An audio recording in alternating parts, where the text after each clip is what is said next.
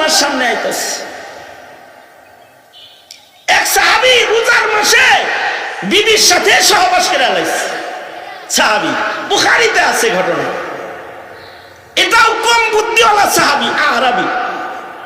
এটা রোজার মাসে বিবির সাথে সহবাস করছে, তবে ইমানদার যেহেতু এতটুকুন বুঝে যে আমি তো রোজা ভাঙ্গা আলাইছি, গুনাহ নিয়ে তো কবরে যাওয়া যাবে না। নবীজির কাছে যায় বলে, আল্লাহর নবী, কামটা তো ভেজাল করছি, রোজা তো ভাঙছি বিবির সাথে, রোজার মাসে দিনের বেলায় সহবাস করছি, দিনের বেলায় সহবাস করলে রোজা নষ্ট হয়ে গেছে। কি করবো এখন? কি করলে আল্লাহ মাফ করব? সাহাবী তো আল্লাহর কাছ থেকে ক্ষমা খোঁজে, কি করলে আল্লাহ মাফ করবে? আল্লাহর রাসূল বললেন, একটা গোলাম আজাদ করে দাও। ওই জমানায় গোলাম দাসদাসীর আমল ছিল, আল্লাহর রাসূল গোলাম আজাদ করতে আদেশ করলেন। সাহাবী কয়, আমার কোন গোলাম টোলাম নাই, এত বড় জিনিস আমি কেমনে আজাদ করি? সহজ কোন লাইন নাই। আল্লাহর রাসূল বললেন, ঠিক আছে যাও, টাকা পয়সা খরচ হবে না, সহজ লাইন হলো 60টা রোজা রেখে লাও। সাহাবী কয়, একটা রাখতে যায় কাম বিনাশ করছি, 60টা রাখবো কেমনি? এটা কোনো কথা? আল্লাহর রাসূল বললেন, তাহলে 60 জন মিসকিনরে খানা খাওয়ায় দাও।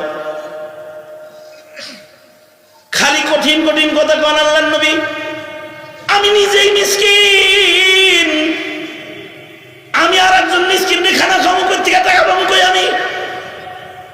তারপরে ক্ষমা আমার লাগবে, আর কোনো লাইন নাই। আল্লাহর রাসূলের কাছে খেজুর আটা বস্তা সুদ্ধা হাদিয়া আসছে। আল্লাহর নবী টোটাল বস্তাটা হের হাতে তুলে দিয়ে কয়, ঠিক আছে, এটা তোরে হাদিয়া দিলাম, এটা তোরে মালিক বানায় দিলাম। মদিনার কিছু গরিব মিসকিন যা আছে ডাক্কা এনে খাওয়ায় দিস। সাহাবী আটার বস্তাটা আর রাসূলের দেয়া খেজুরের বস্তাটা মাথায় লয়া চলে যায় আর কয়, নবীজি, গোটা মদিনা আমার ঘোরাগাড়ি শেষ আছে, আমার চাইতে বড় মিসকিন মদিনায় আর কেউ নেই, এগুলো আমার নিজেরই লাগবে। এই কথা বইলা সাহাবী বস্তা লয়া হাঁটতে চলে গেছে বুখারী শরীফে। আল্লাহর রাসূল সাল্লাল্লাহু আলাইহি ওয়াসাল্লামের বর্ণনা বুখারী বলে, নবী আলাইহিস সালাতু ওয়াস সালাম সাথে সাথে হাসিয়া দিছে। বিচারক যদি হাসিয়া দেয়, হাসিটা ক্ষমার নিদর্শন। হাসিয়া দিলে আর তারে শাস্তি দেওয়া যায় না, তার মানে আজকে হাসলাম, সামনে কিন্তু হাসুন না, মাফ করে দিলাম। আরো আর একটা কথা হলো, মুহাদ্দিসরা বলে, রাসূল তখন হাসে যখন আল্লাহ হাসে। তার মানে হলো বান্দারে বাপ দেখা আল্লাহ নিজেই হাসিয়া দিছে।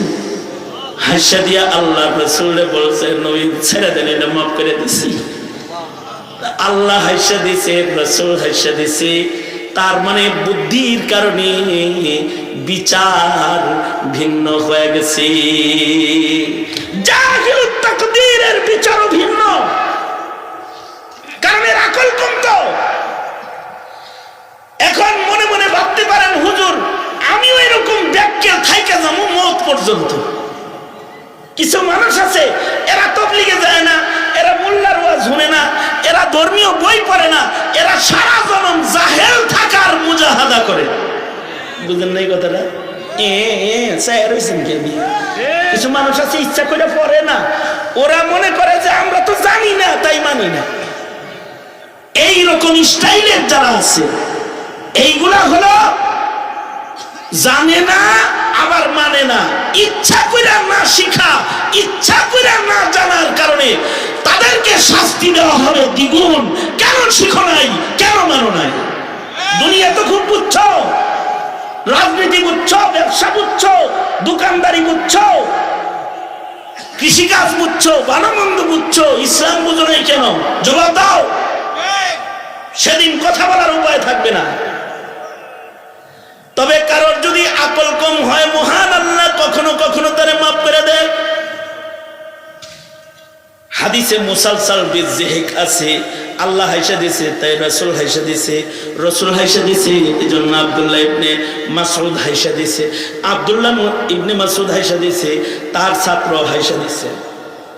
হাদিসে মুসালসাল বিযিহিক অর্থাৎ আল্লাহ রাসূল তখন হাসেন যখন আল্লাহ হাসেন।